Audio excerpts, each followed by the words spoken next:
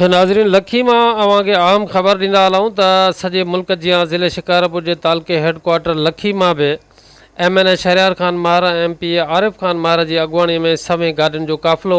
Pakistan peoples party के बानी अगूणे वज़ीर आज़म कायद इनकलाब शहीद जमहूरियत जुल्फ़कार अली भुट्टो के शायतालीं वरसीअ ते गड़ी खुदा बख़्श रवानो थी वियो आहे। MNA शहरियार खान मार MP आरिफ खान मार लखी मोड़ ते लगल मरकज़ी कैंप में आया जिते पहिरियां खां सवें वर्कर ऐं शहरी मौजूद हुआ। कुछ देर बाद नारनि जी गूंज में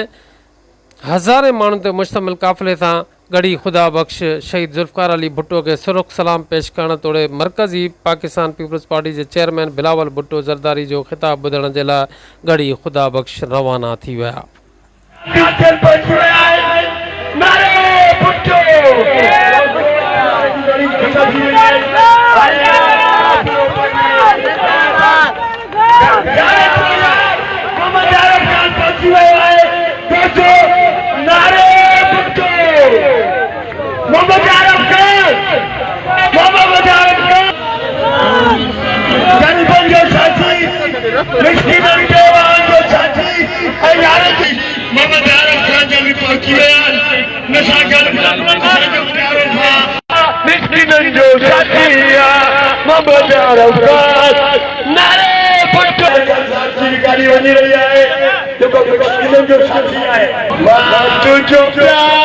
मोहम्मद